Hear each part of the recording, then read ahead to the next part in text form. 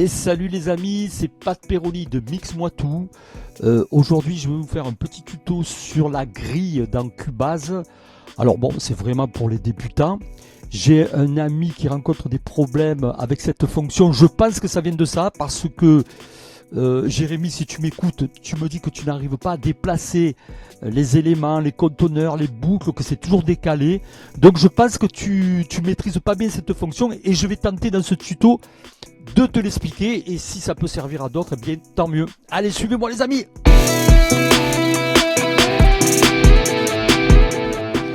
Bon, alors on va commencer. Vous voyez là, j'ai importé une boucle dans Cubase. Alors donc, bon, pour commencer, je vous fais voir un petit truc quand même. Si vous voulez agrandir, zoomer sur une partie, vous vous mettez ici, là il y a une petite croix qui apparaît, et vous tirez vers le bas, vous voyez. Voilà, ça vous permet d'agrandir et vous remontez vers le haut pour rétrécir, c'est très utile. Alors donc, voilà, là j'ai une boucle, on l'écoute. Voilà, on voit qu'elle n'est pas du tout calée, puisque avec le clic ça fait horrible. Donc pour ça, moi je vais la caler, je vais me mettre là à peu près sur le temps, voilà, avec le clic. Voilà, on voit que c'est bon, là, ça joue avec le clic. Donc ce que je vais faire, je vais la copier plusieurs fois. Par exemple avec CTRL-D. Et là maintenant vous allez voir, quand je l'écoute, et là sur la fin,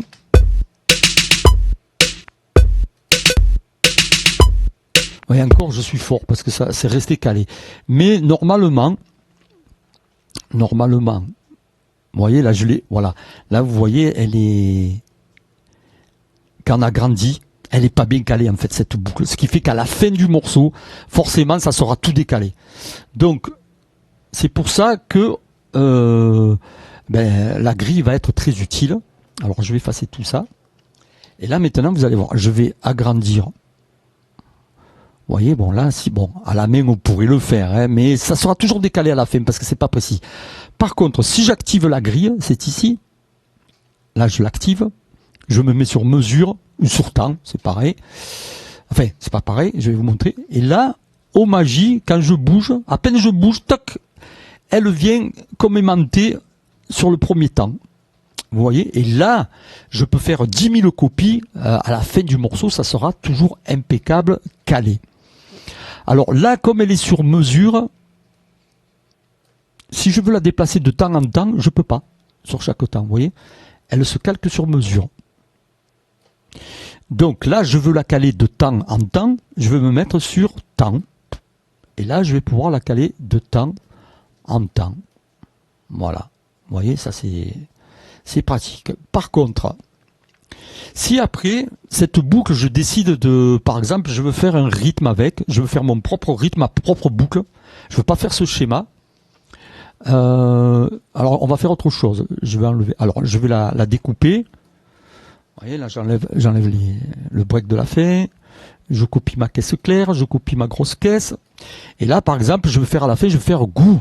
Alors là, ça fait goût, ta, ta. Voilà, je vais faire ta, ta. Mais là, je vais me mettre. Donc, il faut que mon temps soit divisé en deux. Je vais me mettre alors sur quantification.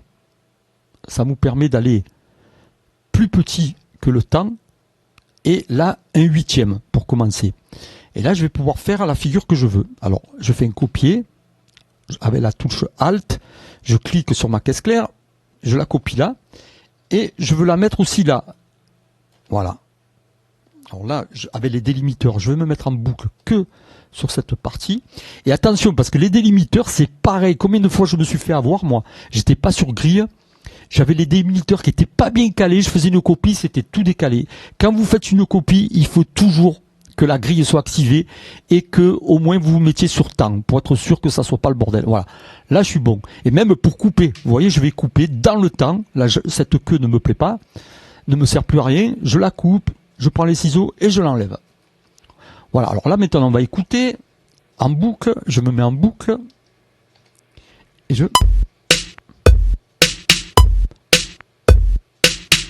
Vous voyez?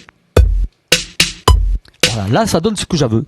Par contre, si je veux faire un break un peu plus serré comme il y avait tout à l'heure, là je vais me mettre sur 1/16 et chaque temps va être divisé par 4. Donc ça me permet de faire des breaks un peu plus fous. Voyez, bon, là il faut que je sois sur quantification, hein, sinon on n'arrive pas à le déplacer.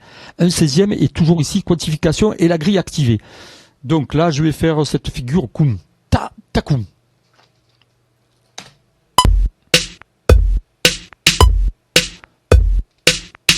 Et là, si je veux me mettre comme j'étais tout à l'heure, alors là c'est pareil, si je veux raccourcir ma caisse claire, je prends la petite poignée là, hop, je fais glisser. Voilà, comme je suis sur 1/16, elle se coupe très court. Et là, je copie, hop, j'en mets 4. Même, je vais en mettre un avant ici. Gou, ta, ta, ta, ta, ta, ta, koum. Ça va faire ça. Voilà.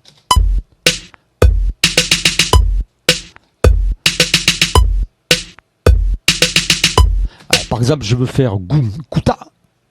Je vais prendre ma grosse caisse, je la coupe là, à 1/16, et je vais faire gou. Voilà, là, ça va faire.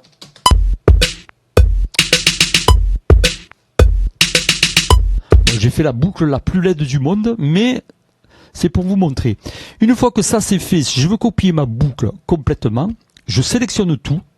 Une fois que j'ai créé ma boucle, je vais dans Audio et je fais convertir la sélection en fichier.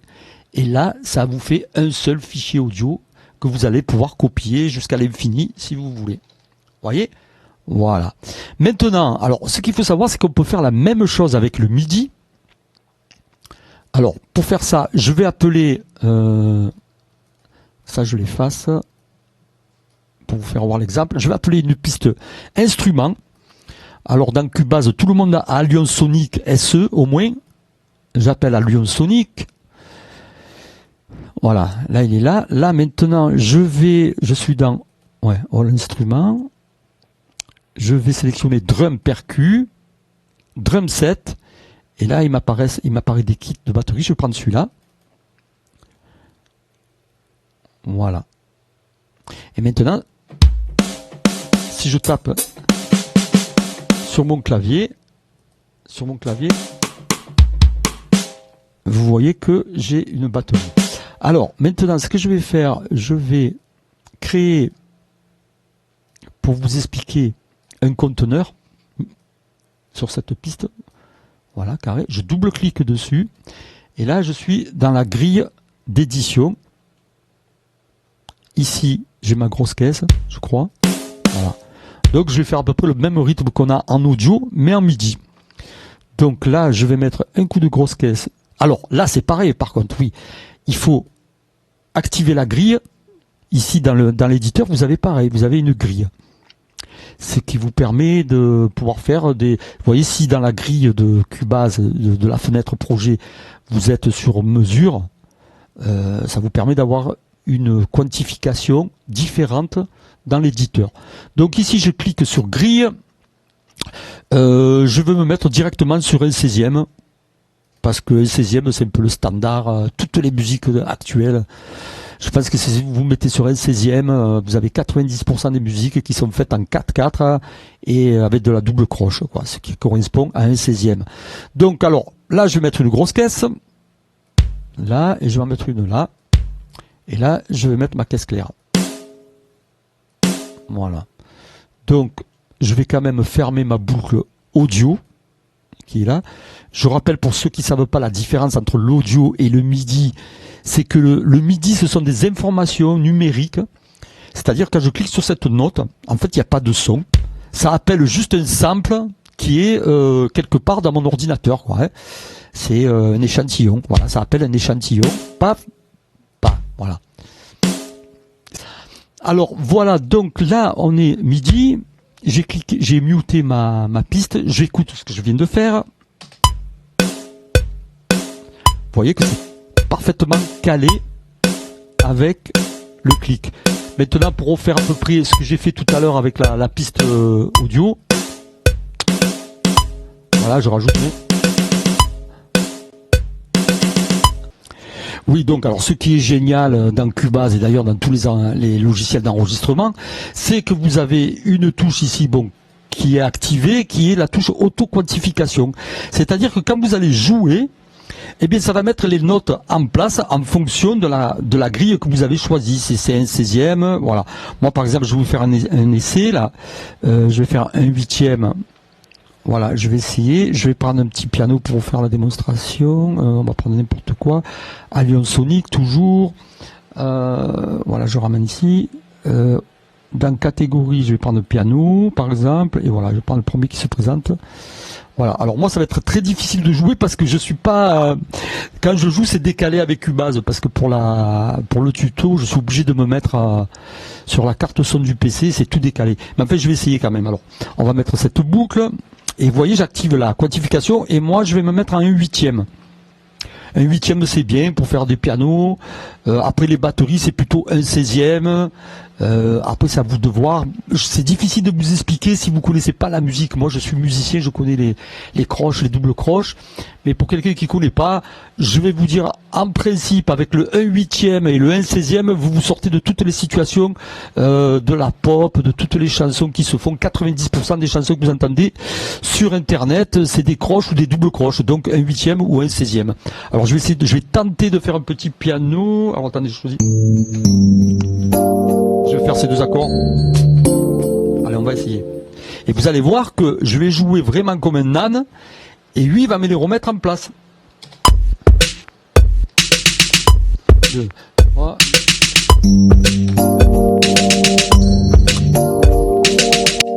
Bon, vous voyez déjà, rien que là, le premier accord, il me l'a mis parfaitement en place. Vous voyez, là. Je vais l'agrandir quand même un petit peu ma boucle parce que là j'ai le temps de rien faire. Voilà, je le refais. Attendez, j'efface tout. Puisque j'y suis là au passage, vous voyez, j'avais effacé le conteneur et il y avait toujours des notes. C'est que quand vous enregistrez une boucle en MIDI, vous voyez là ici il y a le petit MIDI. Mettez-vous sur remplacer.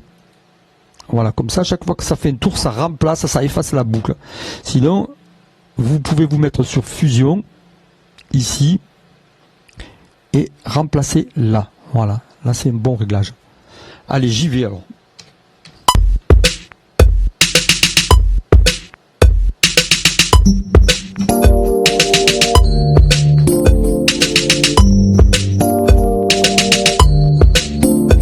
Vous voyez, alors attendez, je reclique sur mon conteneur, voilà, là il m'ouvre mon éditeur, et vous voyez que ce que je viens de faire, c'est parfaitement calé